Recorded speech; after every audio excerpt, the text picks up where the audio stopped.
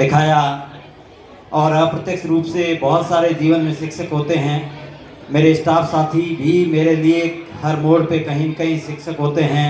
यहाँ से लेके पीछे की 15 साल की जो यात्रा है उसमें जितने भी रहे हैं, हर व्यक्ति से कुछ न कुछ मुझे सीखने को मिला है। मैं जिस भी रूप में आपके सामने दिखता हूँ, मैं बचपन से आज तक धीरे धीरे आप सब की बदौलत, इवन एक शिक्षक के लिए स्टूडेंट भी किसी न किसी रूप में शिक्षक होते हैं जो कुछ न कुछ सिखाते जाते हैं। बहुत सारी चीज़ें हमें आपसे सीखने को मिलती है और अक्सर मैं बोलता हूँ कि शिक्षक का अच्छे बनने में उसके स्टूडेंट की बहुत भूमिका होती है और स्टूडेंट के अच्छे बनने में तो शिक्षक की भूमिका होती है, ये तो जग जाहिर सी बात है। हर व्यक्ति जो आपको कुछ ठीक करने के लिए सलाह देता है, सही चलने के लिए सलाह देता है, आप में जो सुधार करने के लिए सलाह देता है, वो आपके लिए शिक्षक है। और उन सबको मेरी शुभकामनाएं पहुँचे, उन सब से मेरा विश्वास रहे कि आशीर्वाद मुझ पे रहे हमेशा और हमारा आशीर्वाद आप पे सदैव रहेगा। अलग अलग जगहों पे अलग अलग तरीके हैं। अब मैं जब यहाँ आया तो मैंने बोला कि यहाँ पहले क्या क्या आपकी परंपराएं रही है, उसमें कुछ नया जोड़ दें।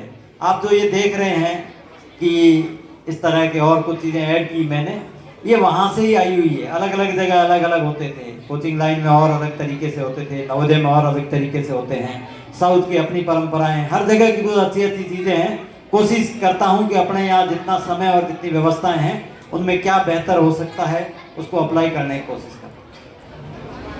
सबसे ज़रूरी है, मुझे यहाँ से आपको देख के अच्छा लगता है कि कौन कौन बच्चा किस तरह से अपने शिक्षक के लिए जुड़ा रहता है।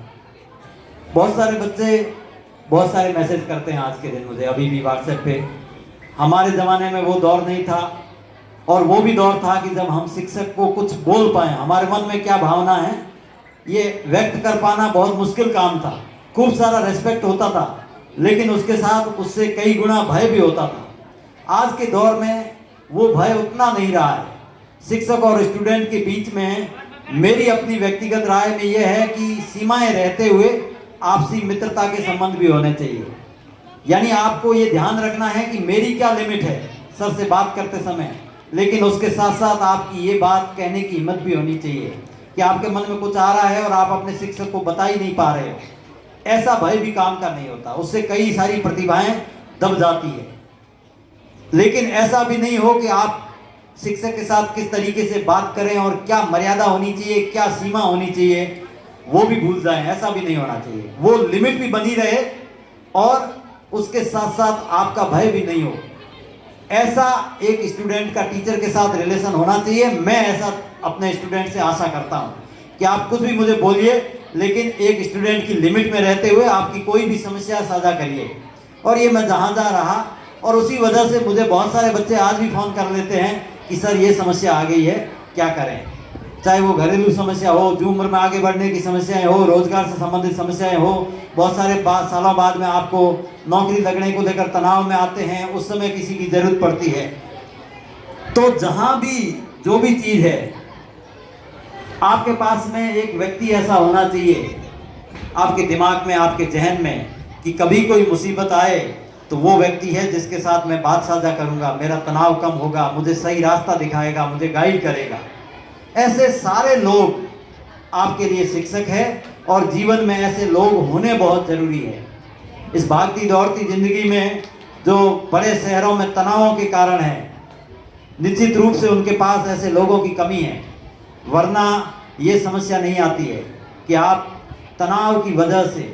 और पिछले कुछ दिनों में अपने देश में उस शहर से मेरा 2 साल पढ़ाई का नाता रहा, कोटा, जिसमें सुसाइड के कारण अब बहुत सारी समस्याएं आ रही है कि बच्चे आत्महत्या कर रहे हैं, बच्चों पे प्रेशर ज़्यादा है, तनाव ज़्यादा है।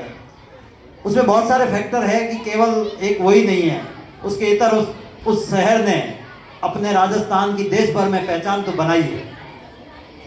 किसी जगह का नाम जाने न जाने राजस्थान का, लेकिन कोटा का नाम जरूर जानते हैं।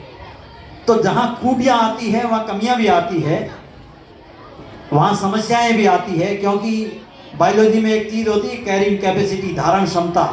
हर एक प्रकृति में जो चीज़ है उसकी अपनी धारण करने की एक क्षमता होती है।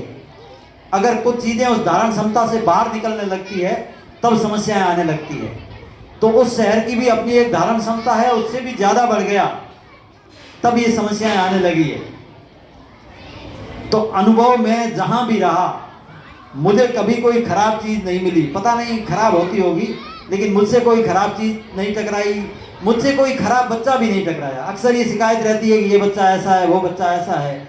मुझे आज तक किसी बच्चे से कोई शिकायत नहीं रही। मैं ये मानता हूँ कि उसके व्यक्तित्व का वो एक हिस्सा है। हम सब की अलग अलग पर्सनैलिटी है और उस पर्सनैलिटी को ठीक से पहचाना जाना ज़रूरी है। मनोविज्ञान या साइकोलॉजिकल जो परिदृश्य है वो हमारा बहुत कमज़ोर है। हम केवल एक ही चीज़ को एक ही तरीके से देखते हैं। बच्चों को देखने का, शिक्षकों का तरीका भी एक ही रहता है हमारा, इसलिए वो समस्याएं आती है। उसको सुना जाना बहुत ज़रूरी है। तो जहाँ भी गया हूँ बहुत अच्छे अनुभव रहे हैं, बहुत शानदार बच्चे मिले हैं, बहुत सारे अभी भी याद करते हैं, मौका बेमौका।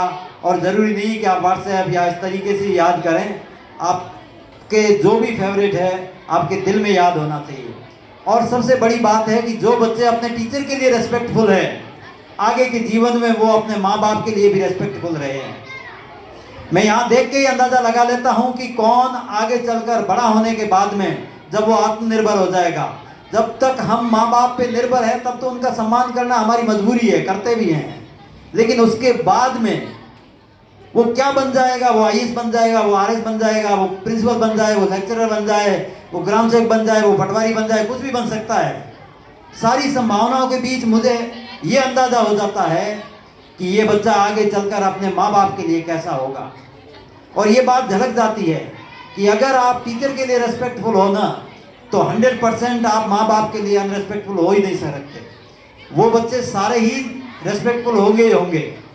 तो इसलिए एक स्टूडेंट के अंदर क्या क्या चीज़ें अच्छी हो सकती है, उसमें सबसे महत्वपूर्ण है कि आपके अंदर एक रेस्पेक्ट का भाव होना चाहिए।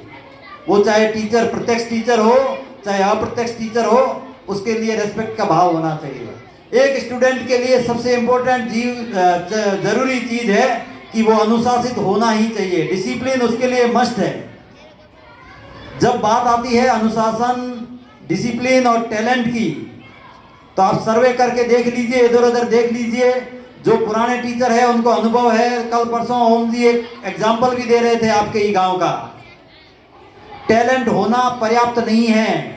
टैलेंट होना गारंटी नहीं है कि आप बहुत अच्छे होंगे आगे जाकर। लेकिन ठीक ठाक टैलेंट के साथ अगर आप अनुशासित हैं और रेस्पेक्टफुल है, तो गारंटी है ये पुराने टीचर जितने भी है वो आपके सामने उदाहरण रख देंगे कि वो बच्चा ऐसा था, एवरेज था, सामान्य था, लेकिन वो जीवन में उस टैलेंटेड बच्चे से ज़्यादा सफल हुआ, ज़्यादा अच्छा ज़िंदगी जी रहा है। तो स्टूडेंट लाइफ में सबसे ज़रूरी है कि आप अनुशासित हो, आप समय की कीमत समझें, समय की इम्पोर्टेंस समझें। जो स्टूडेंट टाइम को इम्पोर्टेंट समझेगा ना, मैं तो समझेगा, वो जीवन में कभी पीछे नहीं रहेगा। समय सबसे महत्वपूर्ण हथियार है आपका पास, जो निकल गया वो लौट के नहीं आएगा। और दूसरा, परफॉर्मर होना चाहिए। परफॉर्मर होने का मतलब है कि आप जो भी काम करें दिल से करें, 100% लगा के करें। आपको कोई भी काम है, पढ़ाई करें तब पढ़ाई 100% मन से करें। एक्टिविटी में जाना है तो एक्टिविटी में 100% मन से करें। और एक दो घटनाओं से, आज की एक दो बातों को डायरेक्टली इनडायरेक्टली मैं ये कहना चाहता हूँ कि किसी को अपने जैसा समझने की कोशिश मत करें। जो जैसा है उसको वैसा स्वीकार करने की कोशिश करें और किसी बात को ईगो पे नहीं ले। मैं अक्सर एक उदाहरण देता हूँ कि कोई मुझे गाली देके भी गुस्सा नहीं दिला सकता तब तक जब तक मैं नहीं चाहूँ कि मुझे गुस्सा आए। और कोई मुझे गाली देके अगर गुस्सा दिला दे, इसका मतलब मेरे दिमाग पे मेरा कंट्रोल नहीं है, सामने वाले का कंट्रोल है। तो आपके दिमाग पे हमेशा आपका नियंत्रण होना चाहिए, सामने वाले का नियंत्रण नहीं होना चाहिए। आप जब चाहो तब आपको गुस्सा आए, ना कि ये हो कि सामने वाला चाहे तब आपको गुस्सा आ जाए। अगर सामने वाला चाहे तब आपको गुस्सा आ गया, इसका मतलब है कि आपके दिमाग पे आपका नियंत्रण नहीं है। सामने वाला जैसा चाह रहा है वैसा आपको चला रहा है। तो कोई कुछ भी कह दे, अपने ईगो पे नहीं लेना है। अच्छा जो हो रहा है उसमें भाग ले लो। मैं किसके लिए बोल रहा हूं समझ रहे होंगे कुछ बच्चे। आपको ईगो पे नहीं लेना है। जीवन है, इसमें कई बार अपने अनुकूल परिस्थितियां होगी, कई बार अपने अनुकूल परिस्थितियां नहीं होगी। सबका अपना अपना व्यक्तित्व होता है, सबकी अपनी अपनी पर्सनैलिटी होती है। मैं ये उम्मीद करूं कि सब मेरे जैसे हो जाए, या कोई और ये उम्मीद करे कि ये व्यक्ति उसके जैसा हो जाए, तो ये संभव नहीं है, क्योंकि विविधता ही प्रकृति का आधार है। डाइवर्सिटी ही सबसे इंपॉर्टेंट चीज है। सब अलग अलग हैं, तभी मजा आ रहा है जीवन का। और आप देख लीजिए कि सब एक जैसे हो गए, उस दिन सबको बोरियत हो जाएगी। आपके घर में सब अलग अलग तरह के हैं, तभी घर में जिंदगी है। घर में सारे एक जैसे हो जाए, एक बार आपको लगता है कि ये ऐसा है, मेरे जैसा हो जाए, ठीक है, लेकिन अगर वो आपके जैसा हो जाए तो 10 ही दिन में बोरियत होने लगेगी। मोनोटोनी बोलते हैं इसको, एक ही एक जैसी। आपको क्यों आ रहा है ऐसे प्रोग्रामों में मजा? क्योंकि आप एक ही टाइप की पढ़ाई की स्टाइल में पढ़ते जा रहे हो, तो नो बैग डे पे मजा आने लग गया, तो इस तरह के टीचर्स डे की एक्टिविटी में मजा आने लग गया। देख रहे हैं कि जो बच्चा घर जाके एक समीकरण नहीं लिखता है, उस बच्चे को अगर एक बहुत बड़ी एक्टिविटी भी दी तो वो इतना अच्छा डिजाइन बना के क्यों लाया? क्योंकि उसके अंदर बदलाव हुआ। एक ही टाइप की चीजों से हम बोर होने लगते हैं। ये मानव की सामान्य प्रकृति है, अपना नेचुरल फिनोमिना है कि एक ही जैसों से अपने को बोरियत होने लगती है। इसलिए उम्मीद ना करें कि सब अपने जैसे होंगे। सब अलग अलग है, तभी उसमें मजा है। सब अलग अलग है, तभी उसमें एंजॉय आ रहा है। और किसी भी, मैं छोटे गांव के स्कूल से लेकर मेट्रो शहर के बड़े से बड़े स्कूल में गया हूं, देखा है कि क्लास की डाइवर्सिटी, क्लास की विविधता वैसी की वैसी है। यहाँ भी इंटेलिजेंट बहुत बच्चे मिलेंगे, यहाँ भी क्रिएटिव बहुत बच्चे मिलेंगे, यहाँ भी कुछ कामों में एवरेज बच्चे मिलेंगे, कुछ दूसरे कामों में एक्टिव बच्चे मिलेंगे। बड़े मेट्रो शहर, हाई फाई पढ़े लिखे पेरेंट्स के बच्चे भी क्लास देख लीजिए, उसमें भी यही अनुपात मिलता है कि वहाँ भी अच्छे बच्चे मिलेंगे, क्रिएटिव बच्चे मिलेंगे, कुछ दूसरे कामों में क्रिएटिव मिलेंगे, कुछ किसी और काम में क्रिएटिव मिलेंगे, कुछ पढ़ाई या एकेडमिक में अच्छे मिलेंगे, कुछ दूसरे काम में अच्छे मिलेंगे। इसका मतलब है कि प्रकृति का बनाया हुआ नियम है। हम चाहें कि 100 के 100 बच्चे हैं और 100 के 100 बच्चे बस पढ़ाई में 100% लाए, ऐसा हो जाए। जिस दिन ऐसा हो गया, टीचर के लिए भी वो क्लास बोरियत वाली हो जाएगी और टीचर के लिए भी वो क्लास लर्निंग लेस हो जाएगी। इसलिए एक विविधता है और ये बनी रहनी चाहिए। ये सारी चीजें हैं। आप जहां भी रहो जीवन में, आपका जो भी शिक्षक है जिससे आपको लगता है कि मेरे जीवन में ये तब्दीली आई, मैं जिस रूप में हूँ केवल और केवल अपने शिक्षकों की वजह से हूँ, केवल और केवल अपने साथियों की वजह से हूँ, केवल और केवल मेरे उन रिलेटिव्स की वजह से हूँ जो लगातार मुझसे जुड़े रहते हैं और मेरी कमियों को ठीक करते रहते हैं। उसी वजह से मैं ऐसा हूँ। तो आप भी जैसे हो उनमें से अच्छे अच्छों को छांटिए, अच्छे अच्छों को फॉलो करिए, अच्छे अच्छों की बात मानिए, अच्छे अच्छों को देखते जाइए, उनसे सीखते जाइए, तो आपके भी जीवन में अच्छा होगा। हमेशा अपने टीचर का रेस्पेक्ट करोगे तो आपके अंदर एक आदत आ जाएगी, वो बच्चे अपने पेरेंट्स का भी रेस्पेक्ट करेंगे। और आपको हर उस व्यक्ति की रेस्पेक्ट करनी है जो आपसे छोटा हो चाहे बड़ा हो।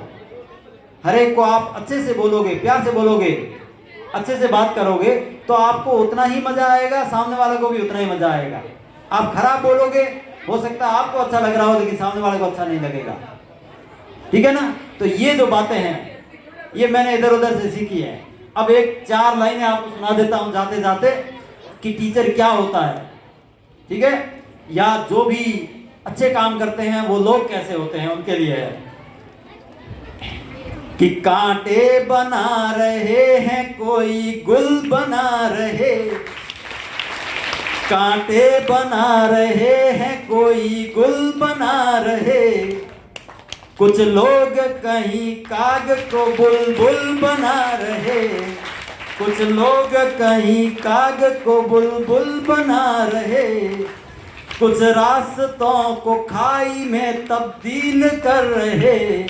कुछ लोगों का काम होता है खाई गिरना, टीचर का काम क्या है? उस खाई पे पुल बना देना। कि कुछ लोग रास्तों को खाई में तब्दील कर रहे, हम लोग उन्हीं खाइयों पे पुल बना रहे हैं, हम लोग उन्हीं खाइयों पे पुल बना रहे हैं। थैंक यू, बहुत शुक्रिया।